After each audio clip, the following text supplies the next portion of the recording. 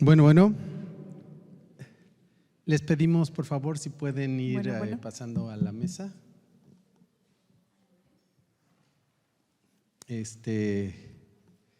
Estamos un poquito luchando contra el tiempo, pero al mismo tiempo queriendo equilibrar que podamos disfrutar el evento. Y lo que estamos también proponiendo pues es que estos encuentros informales donde podamos platicar pues sean también espacios para encontrarnos y reflexionar juntos.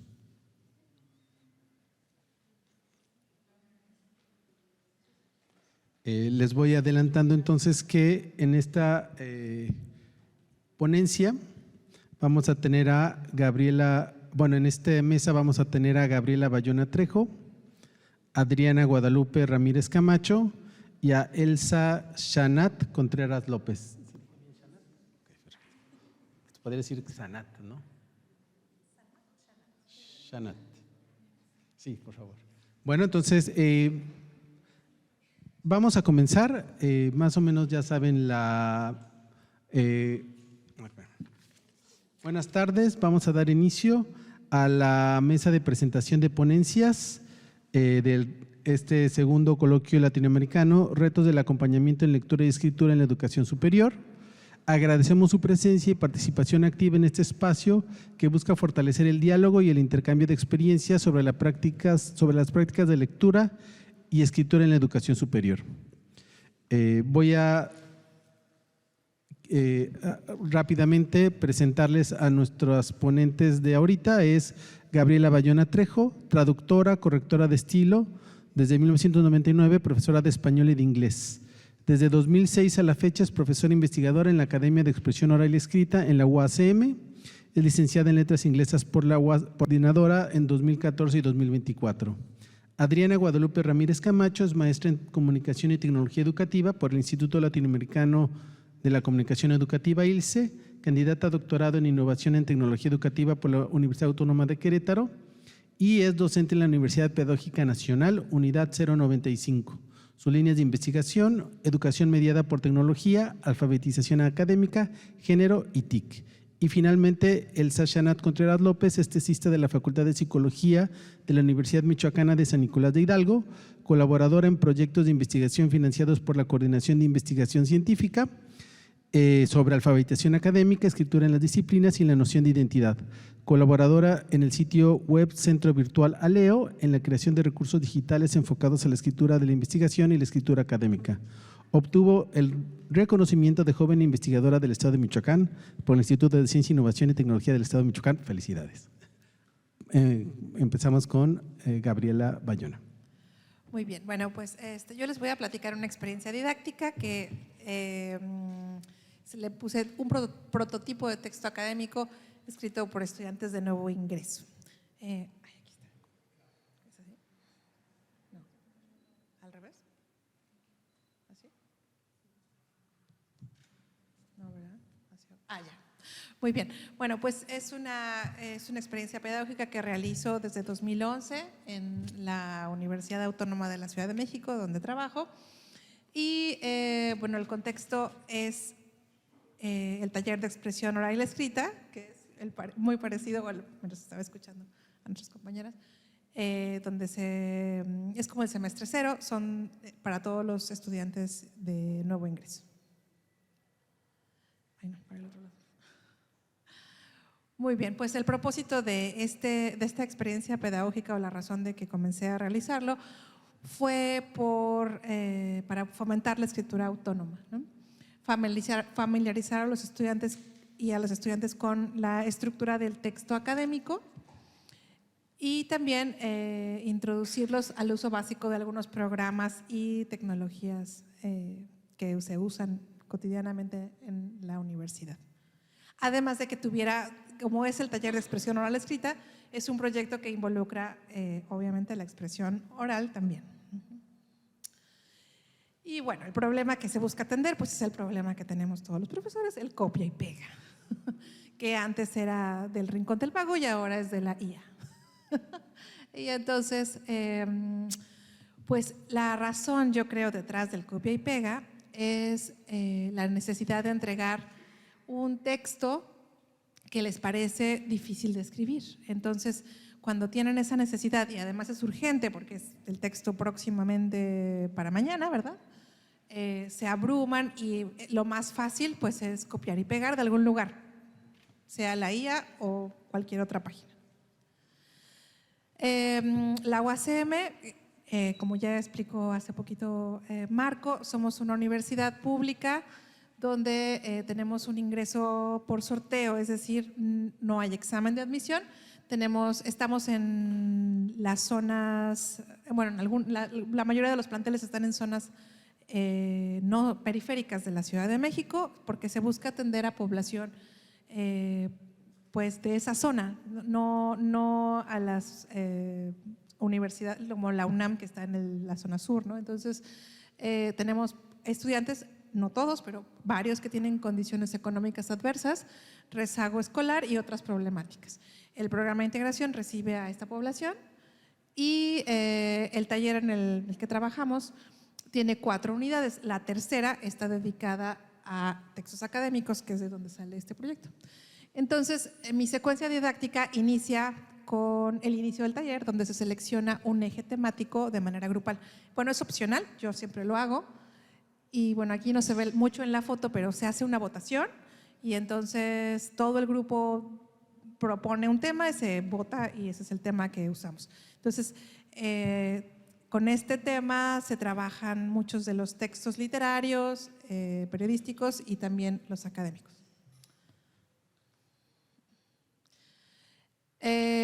La primera semana, cuando inicio la tercera unidad del taller, explico claramente cómo va a ser el trabajo y lo primero que se pide es que hagan parejas y que decidan qué subtema del eje temático que tienen van a trabajar.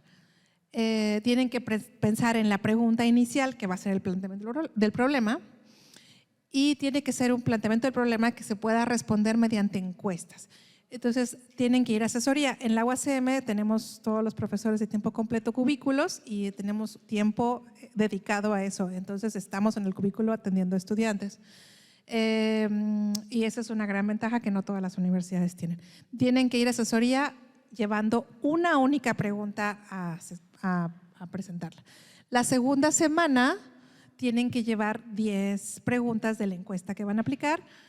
Normalmente les pido 5 abiertas y 5 cerradas y como todo sigue siendo en el cuaderno, pues lo tienen que hacer a mano, ¿verdad? Entonces, como la primera asesoría es con una sola pregunta, pues se les hace muy fácil. La segunda asesoría es con 10 preguntas, también les parece fácil. Hasta ahorita todo ha sido de su propia mano y sin ayuda externa, ¿verdad? Y como verán, pues las correcciones que se hacen algunas sí son ortográficas y demás, es que no sé si alcanza a ver, pero hay otras que son de contenido. Por ejemplo, les digo, esta encuesta, ¿de qué tipo va a ser? ¿Va a ser una encuesta de experiencia o va a ser de conocimiento? Porque si va a ser de conocimiento, vamos a hacer como una especie de examen. Si va a ser de experiencia, es de opinión, como que han vivido los estudiantes de la UACM, etc. La tercera semana les pido que pasen esas preguntas a un formulario de Google. Por ejemplo, este grupo escogió fantasía, era su eje temático, y entonces hicieron, este equipo hizo, ¿qué tanto saben los estudiantes de la UACM sobre los animales fantásticos? Hizo su encuesta en formularios de Google. Esto del formulario lo comencé a hacer porque en 2011 lo hacía yo en papel, hacían las encuestas en papel, pero los comencé a hacer así en la pandemia. Y la cuarta semana se va a un laboratorio de cómputo, pido un laboratorio de cómputo de la universidad para que vean como una especie como de estructuras bueno, ahí se ve un pedacito, ¿no? O sea, les digo nombre, apellido, apellido. Es como la estructura del trabajo para que ya la vean cómo se va a ver y qué es lo que tiene que tener cada parte, el tipo de letra y lo que van a escribir adentro del trabajo. Entonces es como una especie como de borrador acordeón. Y les enseño a usar Google Académico para que vean búsqueda de fuentes, también usamos el mismo formulario de Google. Tiene una sección en la que uno puede poner las preguntas, las respuestas en una hoja de cálculo. Les enseñó cómo graficar las encuestas abiertas y bueno, todo eso se hace en una sesión. Y después comienzan las asesorías con sus borradores.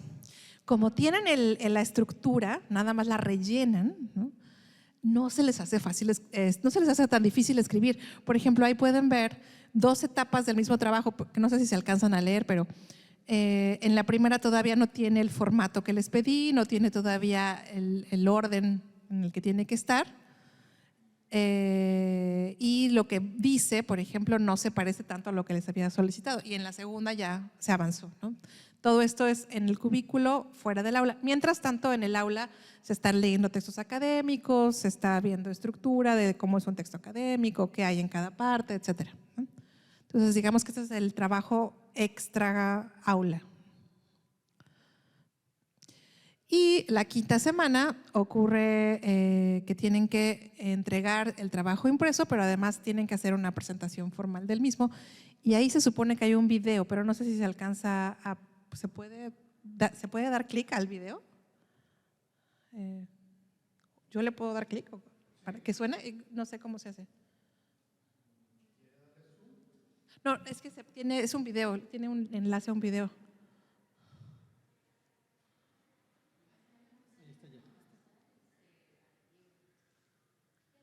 Ah, pero no se escucha. Ajá. Salud.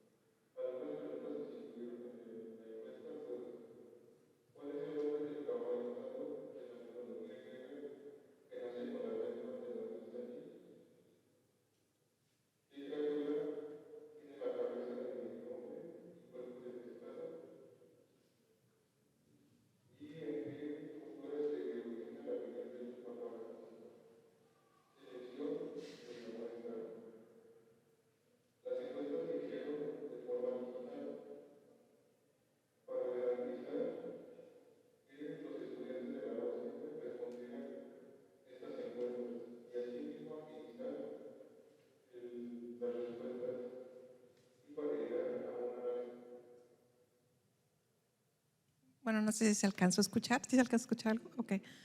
Este estudiante, por ejemplo, pues no puede ver, es ciego.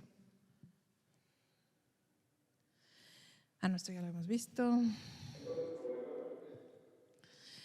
Y bueno, después de la presentación, una cosa que les solicito es que cuando, esto fue, digamos, como fui avanzando en la didáctica del asunto. Cuando las primeras veces que exponían, yo les pedía que a otro estudiante le diera retroalimentación.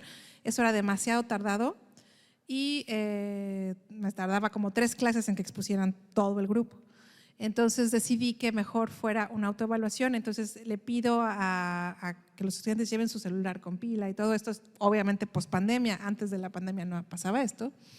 Y que guarden su video. Y entonces hago otro formulario también en Google con una autoevaluación donde deben subir el video, verse a sí mismos y calificarse, ¿no? Se califican del 1 al 5 postura, control de nervios, volumen de voz, dicción, fluidez y su presentación, digamos, lo visual, ¿no? Y hay 2 preguntas abiertas. Les pregunto qué fue lo que más les gustó del trabajo. Entonces aquí es un resumen, ¿no? Del trabajo en equipo mencionan frecuentemente el disfrute de trabajar con compañeros específicos. Ahí les puso algunos nombres que mencionaron. Y la eficacia del trabajo en equipos sin contratiempos. Como es en parejas y es la tercera unidad, ya más o menos se conocen.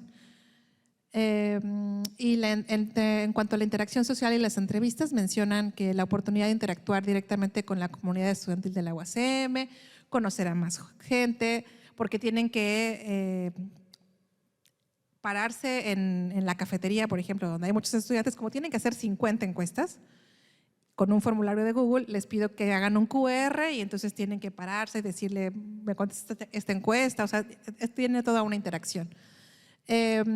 Escuchar lo que dicen sus compañeros y que les ayuda a superar la timidez. Con respecto a ya la presentación, les gusta hablar en público, les gusta el micrófono, les encanta. El micrófono es lo máximo. Sí. Les gusta aprender lo del QR, les gusta ver cómo funciona Google Académico y las gráficas, les parece muy interesante. Bueno, eso fue otra vez de lo que más les gustó también, la fase de indagación, la formular preguntas, el cuestionario, les gusta el diseño, hacer el diseño de la presentación final, la creatividad y el tema. Como es un tema que ellos eligieron desde el inicio del curso y que además luego hacen un subtema por pareja, eso les gusta mucho. Y lo que no les gustó del trabajo, porque también les pregunto eso, es que la gente no quiere participar, ¿no? Que uno quiere que hagan encuestas y no se dejan, ¿no? También ocurre que la pareja con la que les tocó no funciona, los deja solos, ¿no? Puede ocurrir. Les da mucha pena, así como a algunos les gustó, a otros les da mucha pena. O la parte logística, que la herramienta no funcionó, que se les borró algo. Las preguntas abiertas, graficarlas, obviamente les cuesta muchísimo trabajo, porque sí se requiere leer todas las respuestas y ver cómo las vamos a agrupar, ¿no? Igual también los nervios, les da mucha ansiedad, ¿no? El miedo escénico. Aunque yo trato de hacer como una dinámica en la que les digo, esto es de un taller donde estamos en confianza, todos los problemas que surjan no pasa nada, es para aprender, ¿no? Y bueno, otra cosa difícil es encontrar textos académicos, porque hay una parte del trabajo donde tienen que comparar sus resultados con dos fuentes en Google Académico y a veces no se suele encontrar fácil. Y bueno, a modo de conclusión, considero que, como puede verse, al partir en tareas breves la escritura del texto, a pesar de la complejidad que tiene, no sienten la necesidad de recurrir al copia y pega, ni a la IA para resolver cada etapa. Hasta ahorita nunca me ha tocado que copien y peguen, o sea, siempre es de su propia voz. Y siempre se lucen en la exposición. Bueno, no sé si ahorita se alcanzó a ver mucho, pero de verdad les encanta eso de exponer en el salón elegante con los micrófonos. Y bueno, ahí se ve una foto que tomaron de mi cubículo con las asesorías. Y gracias. Muchísimas gracias. Ahora vamos a pasar a la ponencia Uso de TIC. Sí, claro. Gracias. Bueno, este es derivado de un proyecto doctoral que, bueno, la línea de investigación es la aplicación de la tecnología educativa innovadora en los ámbitos educativos y laborales. El lugar en donde desarrollé la investigación es en mi centro de trabajo, que es la UPN 095 en la Ciudad de México. El doctorado lo estudié en la Universidad Autónoma de Querétaro y el tipo de investigación es aplicada y cuasi experimental. Bueno, en el planteamiento del problema, bueno, pues como ya todos coincidimos, hay una dificultad para escribir sin considerar al lector, una incapacidad de aprovechar el potencial epistémico de la escritura, como menciona Jiménez, 2020. También en el anterior espacio, comentaba la doctora Carlino, la escritura periférica, ¿no? Tanto los docentes no hacemos una alfabetización académica, no miramos la escritura como un objeto de enseñanza ni su potencial. Tampoco reconocemos los usos transformadores de la tecnología digital para impulsar nuevas formas de enseñar y aprender, de acuerdo a estos autores. Bueno, dentro de este planteamiento pues hay una alfabetización en un contexto cada vez más digital, con un manejo pobre de la escritura. Hay una dependencia excesiva de las herramientas de la IA, sin reconocer que estos algoritmos pueden tener sesgos. Esto impacta en la autonomía de los procesos de escritura y una innovación meramente instrumental, muchas veces de la tecnología, sin modificar las prácticas pedagógicas. Bueno, ¿cuál es la justificación? Bueno, pues atender este fracaso escolar, el estudiantado ejerce su derecho a alzar la voz, comunicar, ser parte de la comunidad discursiva de su disciplina, desarrollar herramientas que tomen en cuenta y potencien estos procesos cognitivos y metacognitivos, y también yo diría metalingüísticos implicados en la escritura académica, y generar escenarios didácticos que favorezcan e impliquen determinados usos de las TIC en la práctica social de la escritura. De hecho, pues también el uso de la TIC, o sea, las tecnologías también son prácticas sociales. Ajá. Bueno, también en la justificación, también diseñar estrategias de alfabetización digital vinculadas a la alfabetización académica, impulsar la responsabilidad de los docentes en esta alfabetización, cuáles son las pautas que brindamos al estudiantado al usar herramientas de IA en la escritura académica y desarrollar prototipos de software que atiendan estas cuestiones no instrumentalmente, sino que posibiliten experiencias de escritura mediadas con TIC y uso de textos que se requieren utilizar en su disciplina. Por lo tanto, yo me propuse diseñar un prototipo de software, atender los componentes pedagógicos y tecnológicos, considerando estas necesidades, ¿no? Para mejorar las necesidades detectadas para mejorar las dimensiones del proceso de escritura, desde los contenidos aprendidos en las asignaturas de pedagogía. La pregunta que me hice, bueno, pues, ¿qué componentes pedagógicos y tecnológicos era necesario considerar para el diseño de este prototipo y atender estas necesidades?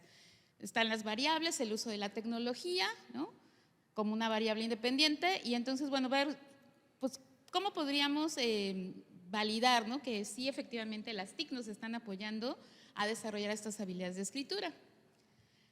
Bueno, en la hipótesis nula es que pues el uso de las TIC no apoya, y en el contraste, en la alternativa, que sí. Ajá.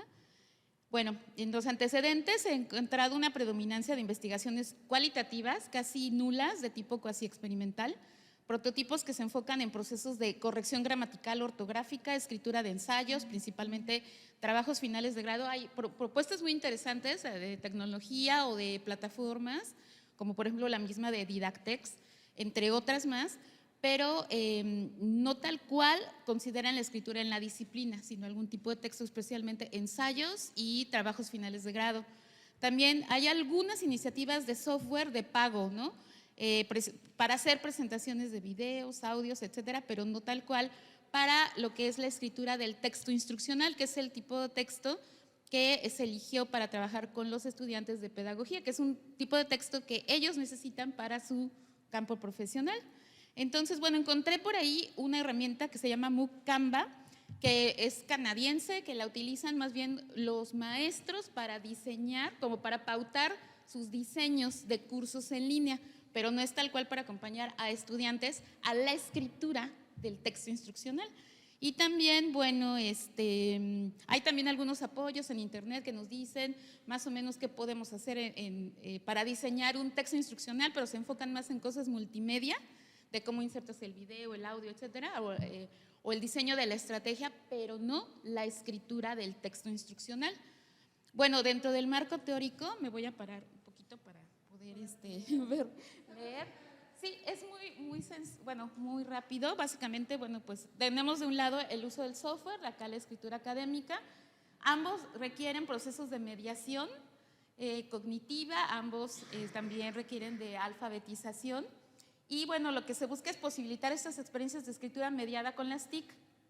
También se inserta la inteligencia artificial con modelos de apropiación de géneros discursivos que requieren utilizar en la disciplina. Dentro de esta parte, pues bueno, me metí a teorías cognitivas, de aprendizaje multimedia, teorías de cultura del software, modelos de colaboración humanos, IA para la escritura, usabilidad del software, neurociencia, y de este lado, por supuesto, todo lo que se refiere a escritura en las disciplinas, alfabetización académica, escritura con modelos, con los Large Language Models, teorías del discurso, modelos de composición y enfoques socioculturales. Entonces, la cuestión era, bueno, ¿qué metodología podría facilitar este diseño de los componentes tecnológicos y pedagógicos? Dentro del doctorado yo conocí, no la conocía, esta metodología que se llama investigación basada en diseño. Entonces, bueno, a partir de esa investigación basada en diseño, pues permite, como dice aquí, más allá del diseño, dice, más allá de simplemente crear diseños, una teoría de diseño explica que los diseños de secuencias de enseñanza-aprendizaje funcionan y sugieren cómo pueden adaptarse a nuevas circunstancias.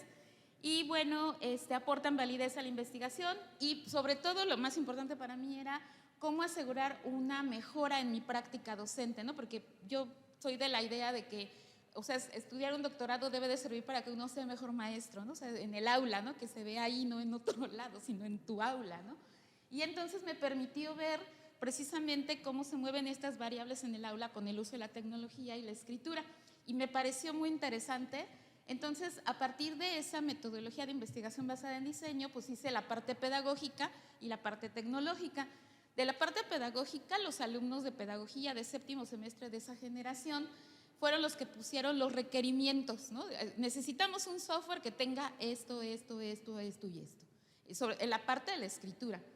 Y puse en contacto con estudiantes de ingeniería de software, nuestros alumnos de la pedagógica, con los alumnos de la Autónoma de Querétaro. Y los estudiantes en formación diseñaron un software con estas características. Y bueno, en esta parte algo importante es que pues yo me hago las preguntas, ¿qué tipo de producción escrita requieren los estudiantes para construir, dentro de su formación disciplinar primero, ¿no? Entonces, ¿qué tipo de textos son los que requieren saber escribir los pedagogos, ¿no?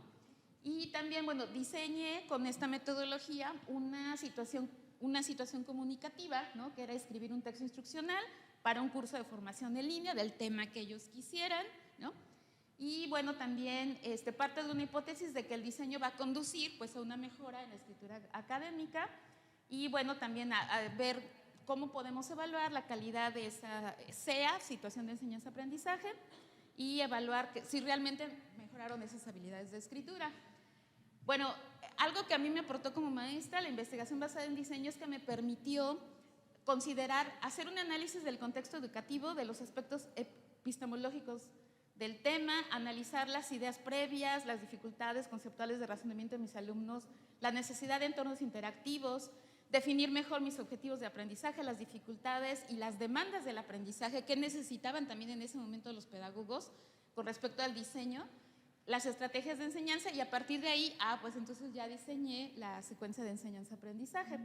Y bueno, me permitió favorecer el reconocimiento y aplicación de los principios de la coherencia textual. Ahí, entre las búsquedas, encontré una propuesta de una autora de 2019 que es Anduesa, que es una autora española, que ella ha trabajado mucho algunas estrategias didácticas sobre coherencia. Entonces, utilizando un poco la pauta de ella, de los principios de la coherencia, diseñé pues esta secuencia de enseñanza-aprendizaje y entonces en un grupo ocupé el software que diseñaron y en otro grupo no lo ocupé. Entonces dije, bueno, vamos a ver qué pasa, ¿no?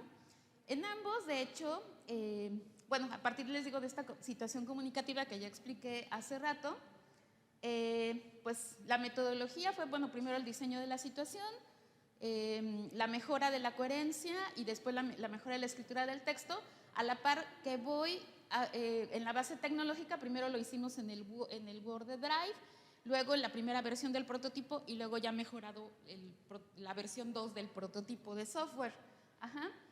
Bueno, están las variables y también se tuvieron que diseñar instrumentos para avalar ambos. Se diseñó un instrumento para que pudiéramos ir punteando precisamente los elementos que tiene un diseño instruccional, que tampoco existía.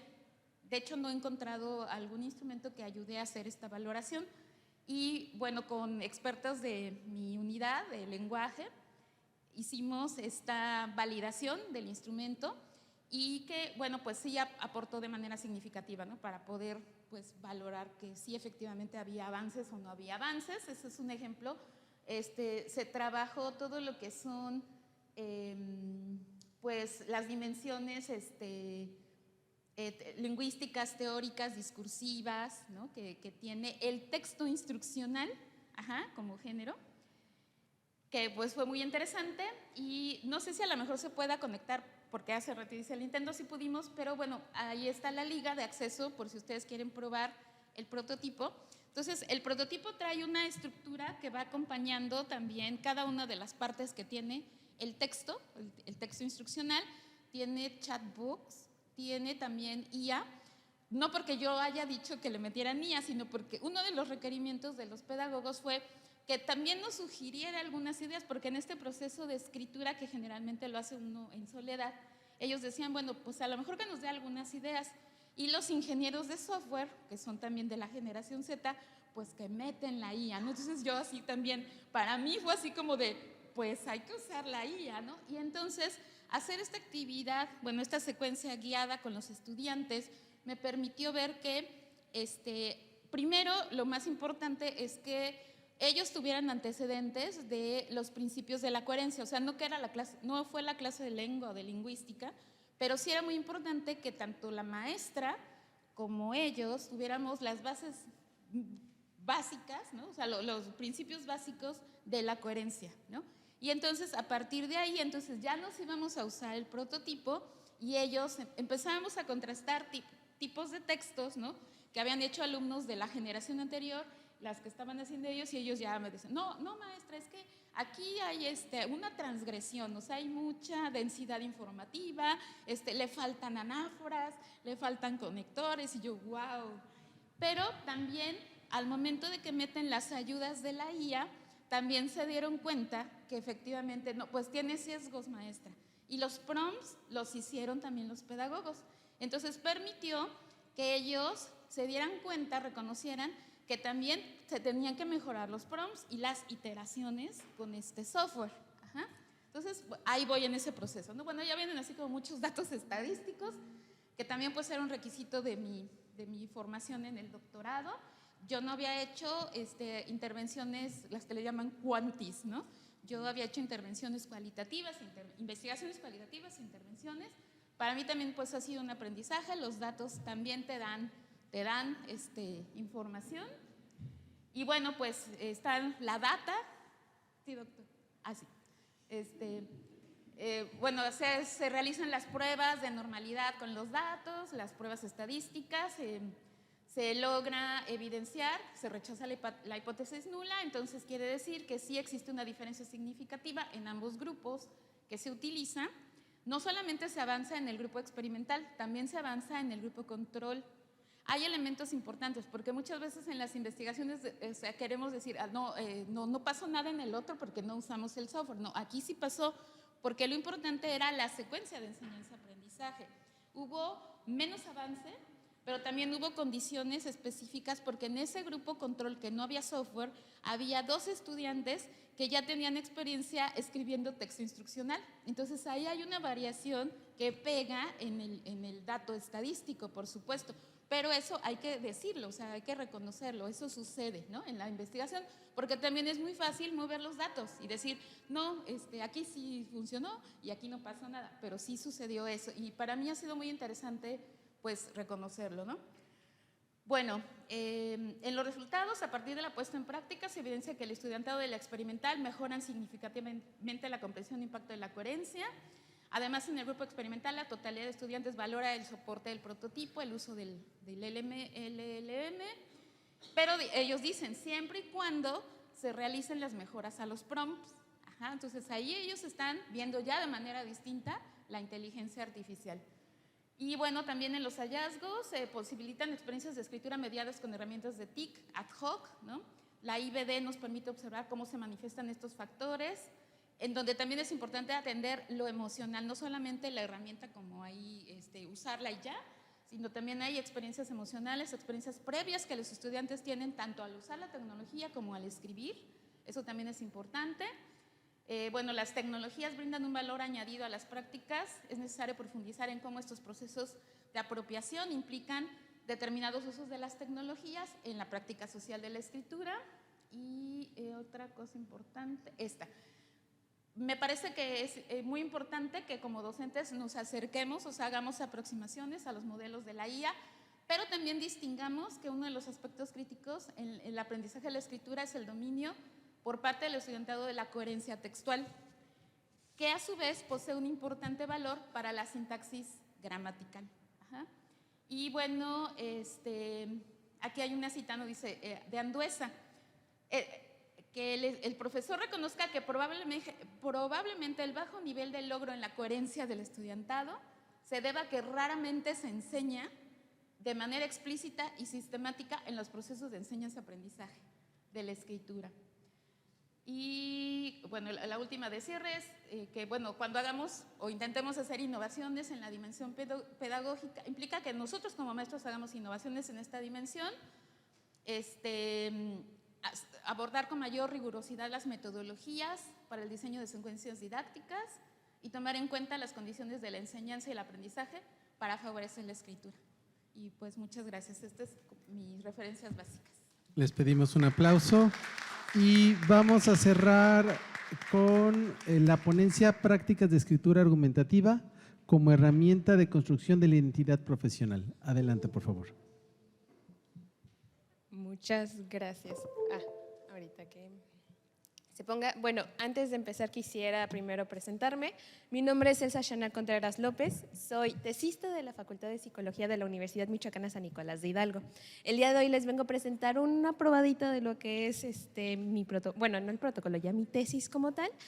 Esta parte es una presentación de lo que serían unos resultados que tengo, pero también para mencionarles, ya justo se está poniendo la presentación, pertenezco a un grupo de compañeros que somos estudiantes y también están profesoras insertas en el grupo, que estamos dedicados a lo que es la escritura académica y al apoyo, lo que sería, está dedicado a la alfabetización inicial para niños, que se llama AILEO. Entonces, si quieren tomarle foto a lo que serían los QR, pero voy a estar presentando lo que sería esta parte de lo que es este centro virtual. Aquí tenemos lo que serían ahorita compañeras que vienen también al congreso, que vinieron y presentaron, y también en esta parte de cuando hemos estado en otros espacios y también en lo que serían nuestras reuniones como pues en esta parte de la construcción del conocimiento. Bueno, quiero empezar dándoles un poco del contexto de dónde surge todo lo que sería esta parte. Bueno, yo vengo de una universidad pública que está ubicada en la zona centro, bueno, en el centro occidente de México, y que especialmente es con la licenciatura en psicología, con estudiantes de la licenciatura en psicología, de la unidad de aprendizaje que está ubicada en el segundo año de la licenciatura, que es escritura de textos en psicología. Es decir, en los primeros años ya se empieza a lo que sería esta parte de la enseñanza de los textos académicos, de los géneros académicos en psicología. Uy, se movió. Bueno, ¿cuál va a ser mi recorrido teórico para que podamos tener esta parte de la base de lo que voy a estar mencionando? Lo primero, la escritura académica, que es lo que se ha estado hablando durante lo que es este coloquio, que es en la parte de construcción del conocimiento, que permite esta parte de la participación en las comunidades discursivas, en el caso de las disciplinas, como también se ha estado mencionando, y también yo quiero hacer como un énfasis en esta parte ya de una configuración de una identidad académica y profesional del estudiante, en donde pues a lo largo de la universidad se va posicionando el estudiante como estudiante, pero también fuera, siendo un profesional de su disciplina. Y esto también agregándolo con lo que es la teoría de la actividad, en donde nosotros tenemos lo que es la escritura como práctica histórica y social, donde en esta práctica tenemos los textos que forman parte como en esta parte de los sistemas de actividad. Pero ¿por qué hacemos el énfasis? Porque emergen estas tensiones y contradicciones que también, haciendo un poco de promoción, si quieren pasar a lo que serían aparte de carteles, está un cartel que nosotros denominamos zonas de caos y zonas de control. ¿Por qué? Porque encontramos que no son dificultades propias nada más del estudiante, sino que son tensiones y contradicciones que se dan en el contexto y que el estudiante le toca atravesar o afrontarlas. De aquí pasamos a lo que son los géneros. ¿Qué son los géneros? Son todos estos textos. Esta parte de estas herramientas centrales entre la mediación de lo que es este sistema de actividad, pero también que son propios de cada comunidad discursiva.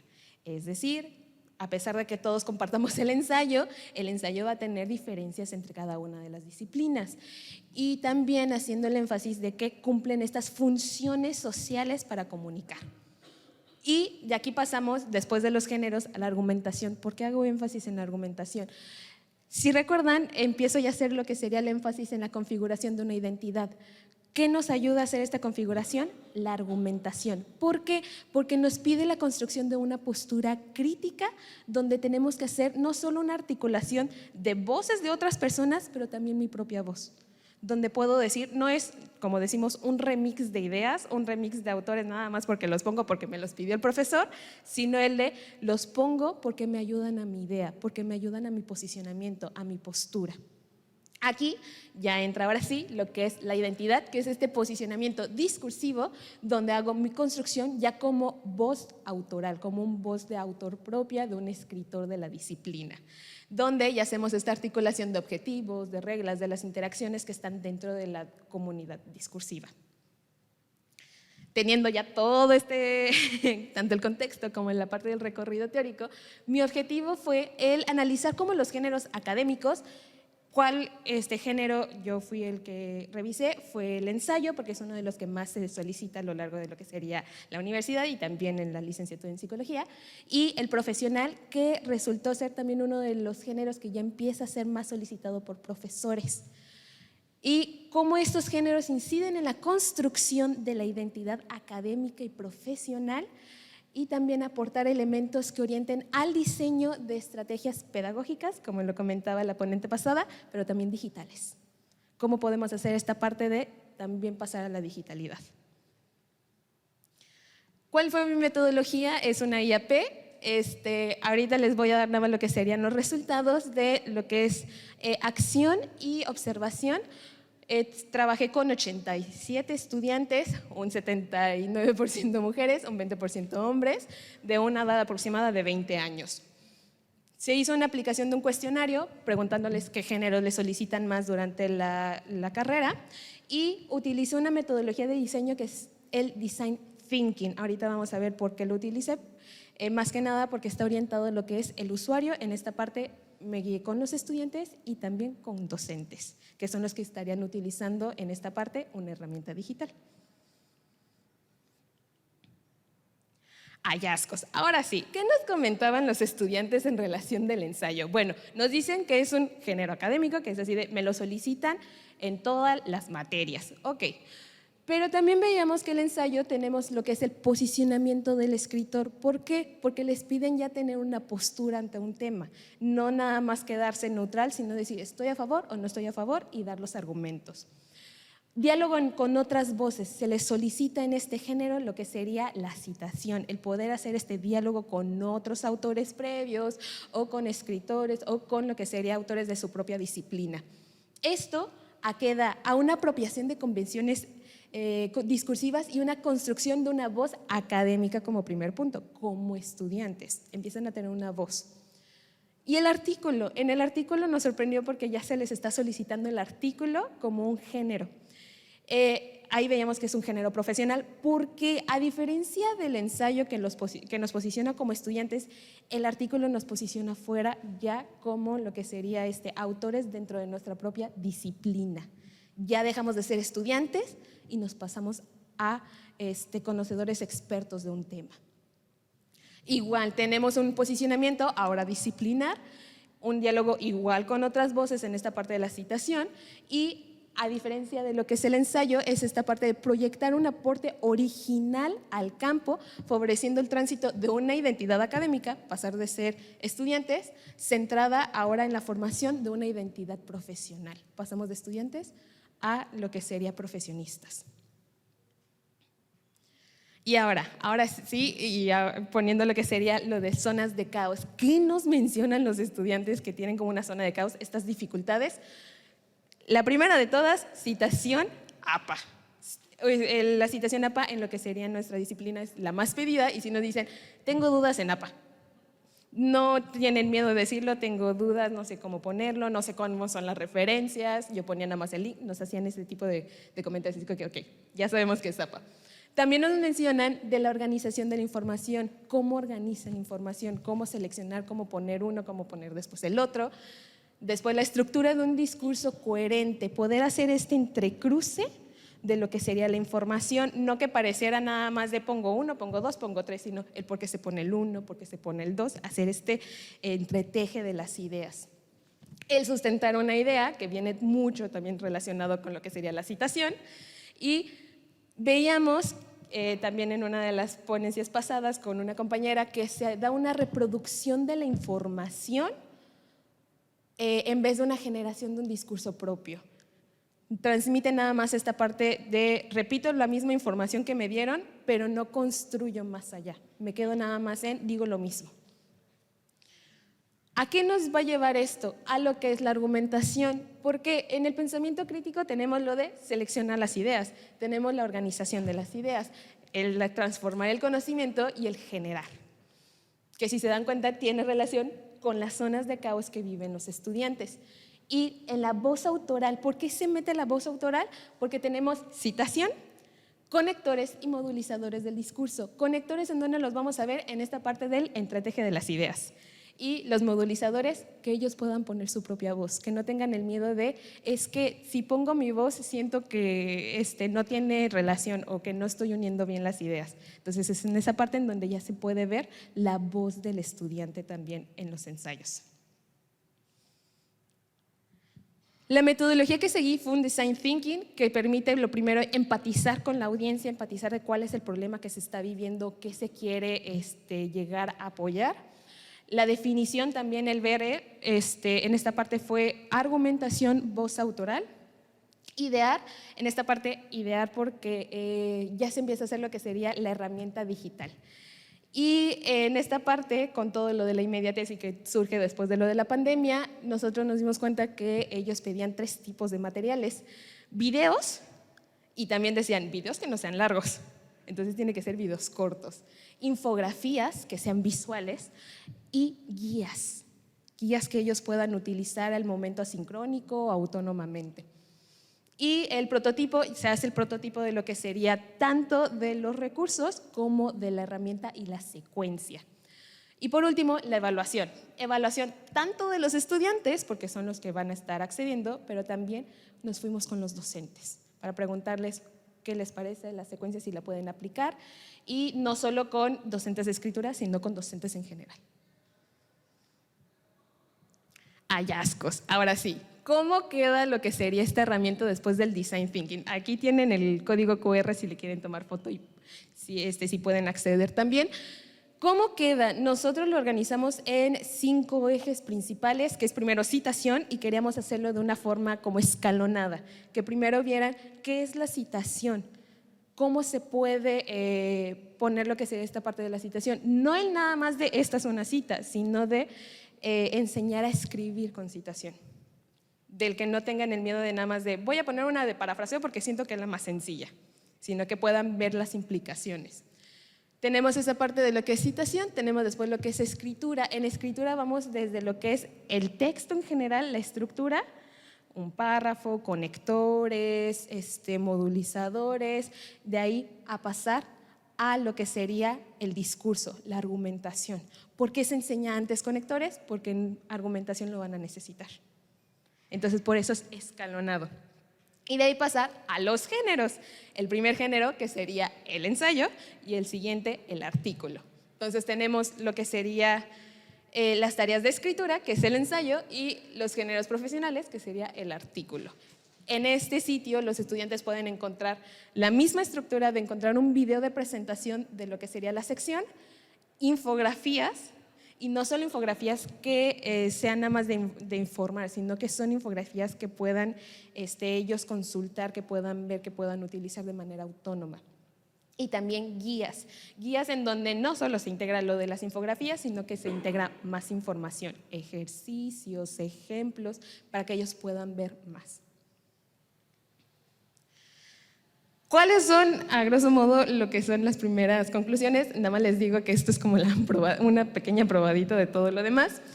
Que los estudiantes no solo escriben para cumplir un encargo, sino escriben para definirse. Empiezan en esta parte de dejar de ser estudiantes a ser autores de su disciplina, a ser ya expertos en un tema. Que la voz profesional, esta voz autoral, esta identidad profesional, emerge al integrar fuentes, al argumentar y al ellos poder posicionarse, nosotros podernos posicionar en esta parte. Que sí, que existen estas tensiones, que se tienen estas tensiones que son persistentes como la citación, la integración de las voces, que muestran que la herramienta no sustituye. Esto no se piensa que la herramienta, que este sitio sustituya por completo al docente, sino que sea pues más que nada paralelo, que se pueda utilizar también, que pueda ampliar lo que son las posibilidades del apoyo continuo fuera del aula, fuera también en esta parte, como decían, de la escritura en solitario, que la puedan utilizar. Y no es que sea solitario, sino que ya están acompañados. Y el acompañamiento situado pedagógico y digital se vuelve en esta parte clave para transformar estas tensiones, estas zonas de caos, a lo que serían oportunidades de formación. Estas son algunas de mis referencias. Muchas gracias. Les dejo una bonita postal de la ciudad de donde soy y el código QR de nuevo y los correos por si se quieren acercar. Morelia. Les pedimos un aplauso a las tres.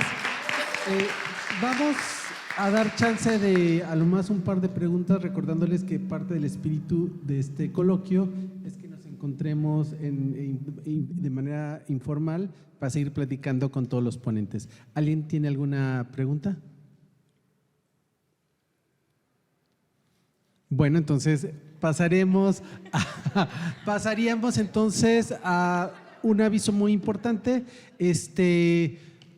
Vamos un poco atrasados, pero lamentablemente los talleres sí tienen que estar en el horario de 4 a 6. Recuerden que no va a ser aquí, sino va a ser en Casa de Cultura. Entonces les estamos sugiriendo, para hacer un almuerzo rápido, que vayan aquí a la plaza comercial que está muy cerquita, para estos lugares de comida rápida, poderlo hacerlo lo más rápido posible. Entonces eso es lo que les pedimos y vamos a entregar rápidamente los reconocimientos. Entonces tenemos el reconocimiento a Gabriela Bayona Trejo por un prototipo de texto académico escrito por estudiantes de nuevo ingreso. Felicitaciones. Tenemos ahora el reconocimiento a Adriana Ramírez por su ponencia Uso de TIC para favorecer la escritura académica en las disciplinas. Muchísimas gracias. Y le terminamos el tercer reconocimiento. Felicitación especial a todos nuestros colegas de la Michoacana, muy bonito trabajo que están haciendo, a Elsa Shanat Contreras López y sobre todo creo que es bien bonito este trabajo, cómo están involucrando a los estudiantes y a los docentes. Entonces yo creo que es un gran ejemplo de lo que tenemos que hacer.